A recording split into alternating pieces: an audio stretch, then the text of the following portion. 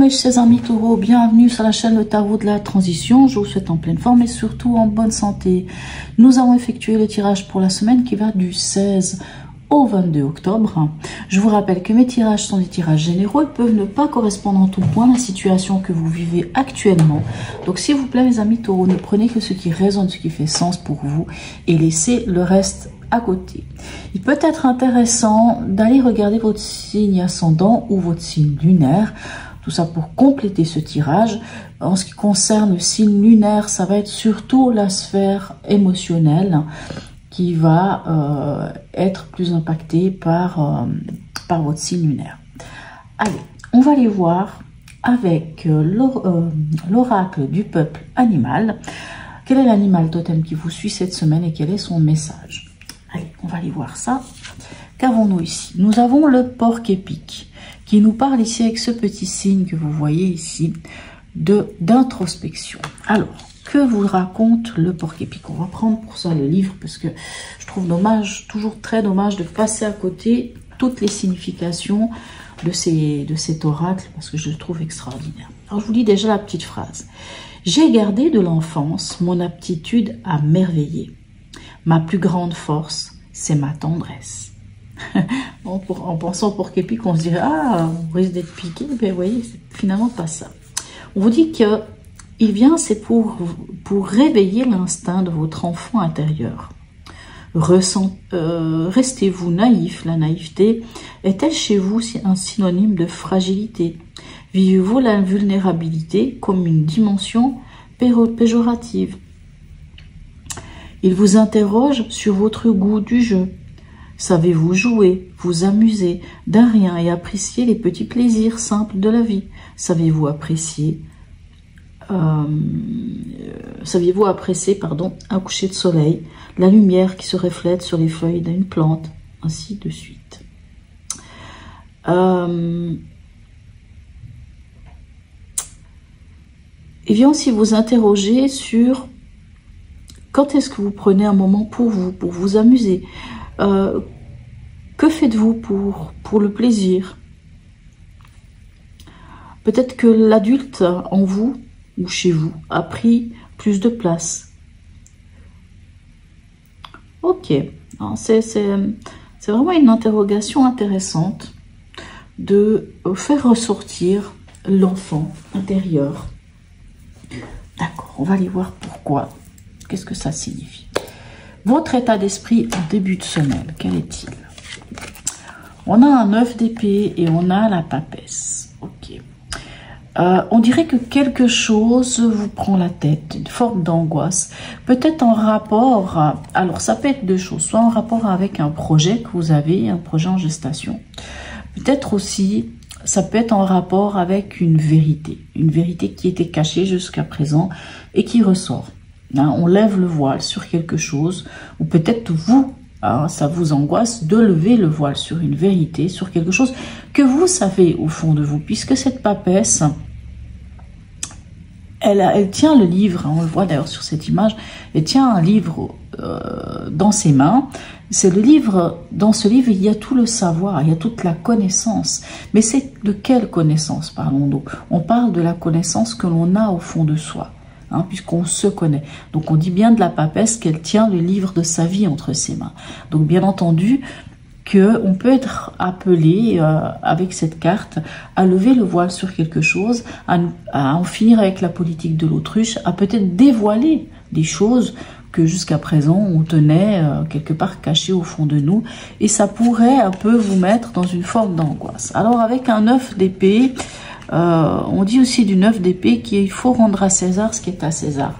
Lorsqu'un 9 d'épée vient nous embêter, c'est ces angoisses, c'est ces peurs, c'est ces doutes, ces choses qui viennent même nous empêcher de dormir, ça nous prend la tête, ça nous empêche même de trouver le sommeil.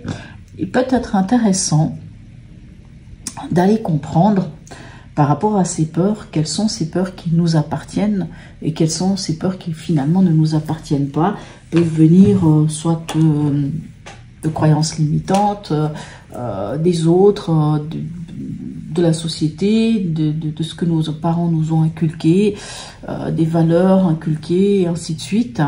Et du coup, se dire, ben, finalement, ces peurs ne m'appartiennent pas, ou en tout cas ne m'appartiennent plus aujourd'hui. Votre défi de la semaine, quel est-il?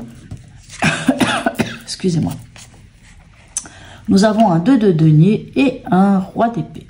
Votre défi avec ce 2 de denier, le 2 de denier, c'est le jongleur. Hein. C'est qu'est-ce que je fais? Est-ce que j'y vais? Est-ce que j'y vais pas?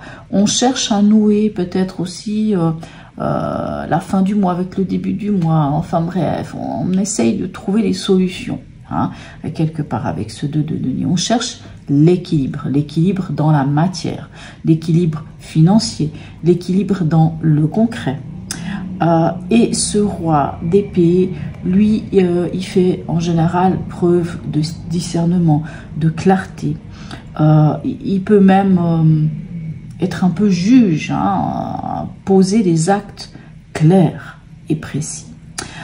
Alors, votre défi, ça va être de trouver cet équilibre, hein, ici que vous propose ce 2 de denier, de trouver cet équilibre et finalement de trancher, finalement de poser, à quelque part, moi j'entends, de poser des actes clairs et précis. Hein, peut-être pour en terminer avec ce 9 d'épée. Au niveau émotionnel, sentimental et ou relationnel, qu'est-ce qu'on a pour vous? On a l'arcane 20, le jugement, et le diable. Alors, il peut y avoir plusieurs significations.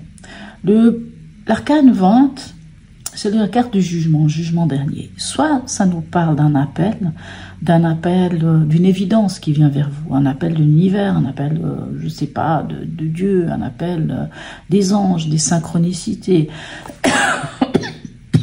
Quelque chose qui sonne comme une vocation, comme une évidence.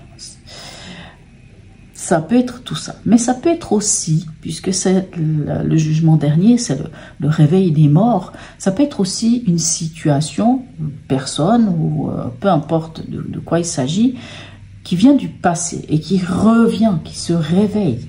Donc, qu'est-ce qu'on fait d'une information qui vient du passé? Ou d'une personne qui vient du passé, un ex, une personne, quel qu'il soit. On est quand même dans l'émotionnel et dans le relationnel. Alors, admettons que c'est une personne. Un ex, une ex, un frère, une sœur, je ne sais pas, quelqu'un qui va venir dans l'émotionnel et réveiller quelque chose. Qu'est-ce qu'on fait de cette situation? Qu'est-ce qu'on fait de cette personne? Est-ce qu'on laisse cette personne revenir dans notre vie parce que cette personne nous permet de grandir? Ou au contraire, est-ce qu'on s'en défait? On pourrait s'en défaire ici parce qu'on a le diable. Et le diable peut venir nous parler de situations en déséquilibre ou de relations en déséquilibre ou de relations même toxiques. Et que c'est le moment peut-être de lâcher, de se libérer à quelque part de ce diable, de se libérer. Ça peut être aussi autant des relations ou des fonctionnements qu'on peut avoir. Hein. Un exemple, si on est jaloux, si on a une dépendance affective, quelque part ce diable vient nous dire de nous libérer de ça. Peut-être que vous pouvez avoir quelqu'un, une nouvelle relation qui vient, quelque chose d'évident, qui vient sonner à votre porte, si je puis dire, puis ça vous dit, ben, c'est la bonne personne. Mais le diable vient vous dire, attention, il va falloir, et c'est peut-être pour ça que la papesse est là, il va falloir regarder les choses en face, et est-ce que tu es vraiment prêt à accueillir ce renouveau? Ou est-ce que tu ne dois pas d'abord te libérer? Te libérer de quoi? Peut-être d'un ancien fonctionnement ou de ce spectre, hein, de cette ancienne relation, si on peut dire ça comme ça. Hein, de toutes ces choses qui peuvent être des boulets dans notre vie et nous empêcher d'avancer. Alors, bien entendu, l'autre signification de ce diable, ça va être la passion. Donc, on peut nous parler aussi, par exemple, qu'un retour avec un ex va être un peu chaud sous la couette, hein, bien entendu. On peut nous parler aussi de la passion dévorante, de cette passion qui va être purement, on va dire, charnelle. Hein. Ok. C'est vous qui pourrez me dire si c'était plutôt l'un ou plutôt l'autre. Au niveau pragmatique, excusez-moi. Vraiment une toux qui m'embête depuis des semaines. Excusez-moi, je bois une petite goutte, ça va m'aider. On a un 5 de denier et on a un 10 de coupe. Vous pourriez avoir peur de manquer de quelque chose. Mais c'est une peur. Le 5 de denier, c'est quand même une peur. Donc une peur, surtout le 5 de denier, c'est ça, cette peur de manquer d'argent, peur de manquer d'affection, peur de manquer d'amour, toutes sortes de peurs de manquer. Peur de manquer de capacité par rapport à un travail, peur de manquer on peut avoir peur de manquer de comment dirais-je, de ressources, de savoir, hein, de savoir-faire, hein, toutes ces choses-là.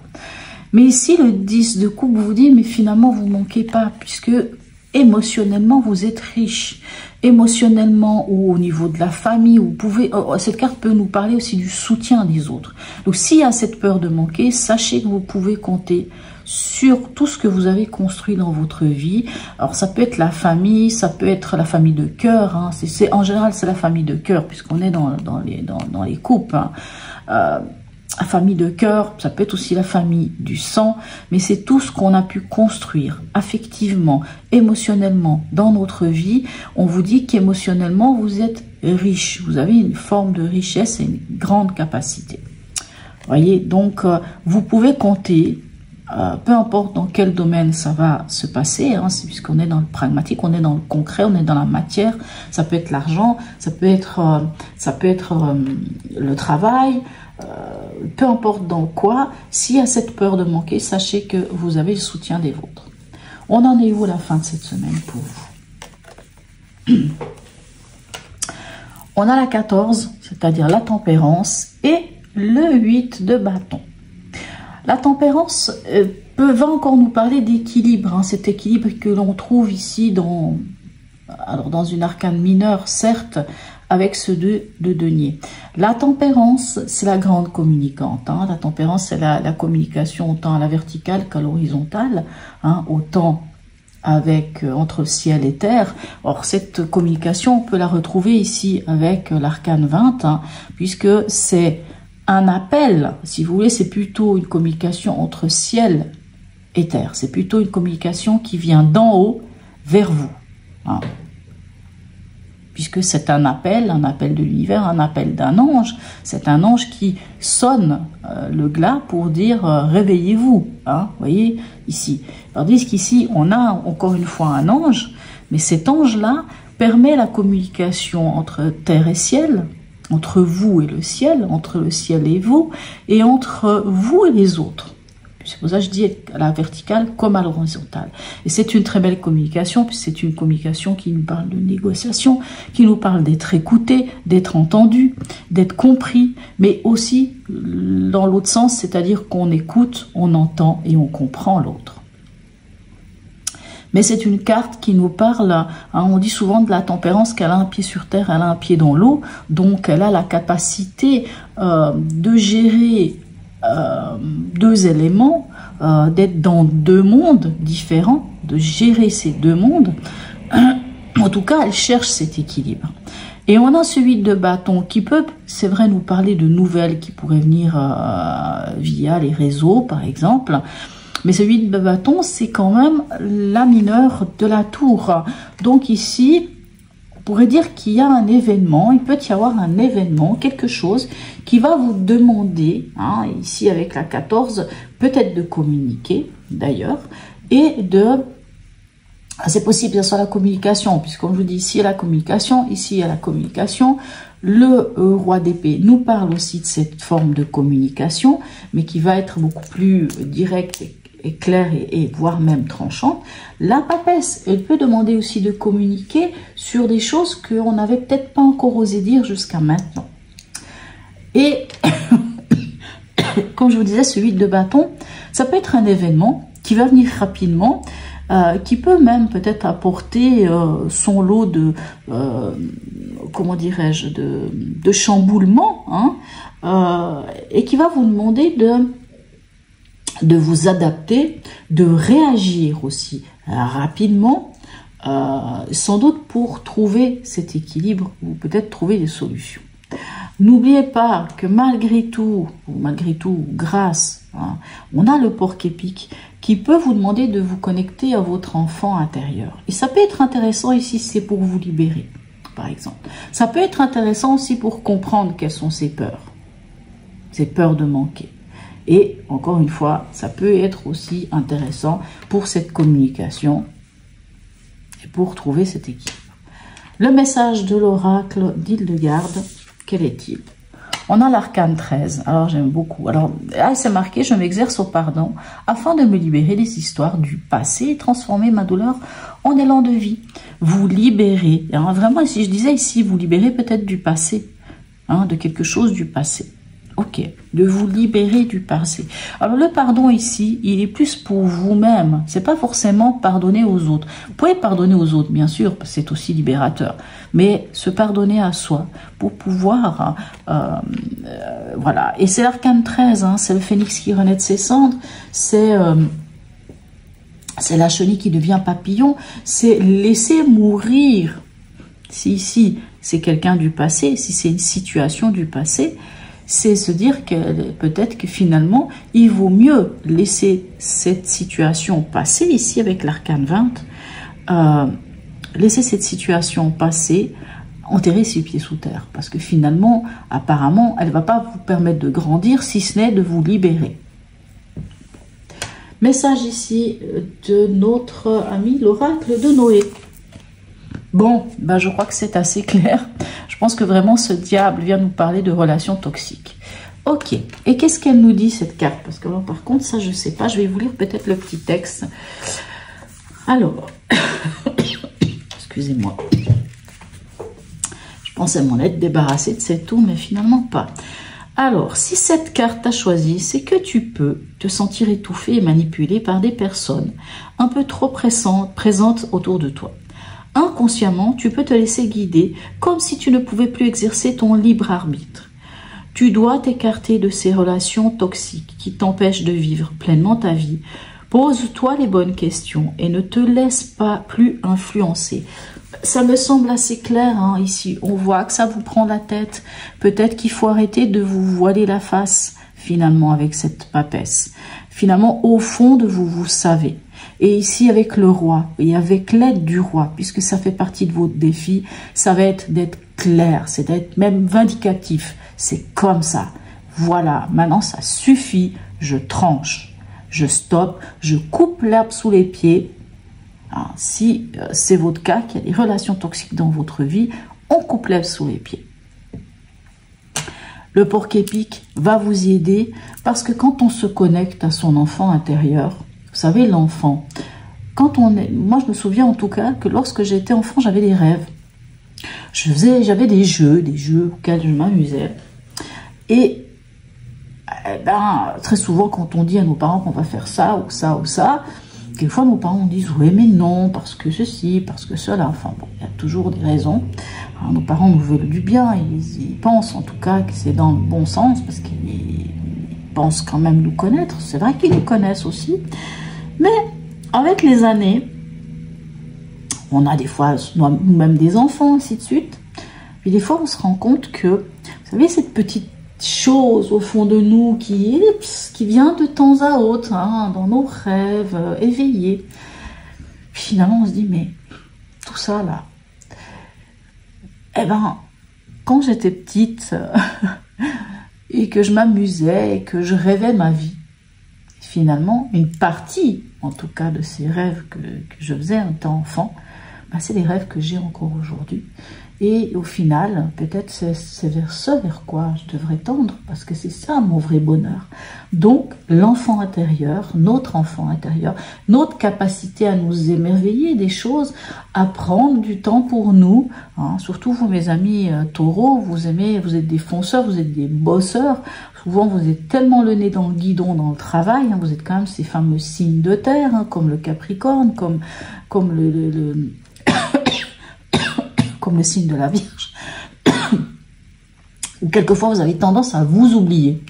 Donc, peut-être qu'aujourd'hui, ne vous oubliez pas, mettez-vous au milieu de tout ça, hein, terminez-en avec ces angoisses qui vous empêchent de dormir, levez le voile sur des choses et soyez clair, cessez avec ces peurs, libérez-vous de ces relations toxiques, faites le deuil de ce qui ne vous sert plus à rien, laissez mourir, hein, c'est l'arcane 13, hein, c'est l'arcane de la mort, l'arcane sans nom, laissez mourir ce qui doit mourir et prenez votre envol. Voilà mes chers amis taureaux. En tout cas, n'hésitez pas à me laisser un commentaire, un petit smiley, c'est toujours très sympa. Et en plus, c'est ça aussi, c'est ces interactions qui font vivre cette chaîne. N'hésitez pas à liker, à partager, à vous abonner si ce n'est déjà fait. Sur ce, mes amis taureaux, je vous souhaite une très belle semaine et je vous dis à tout bientôt.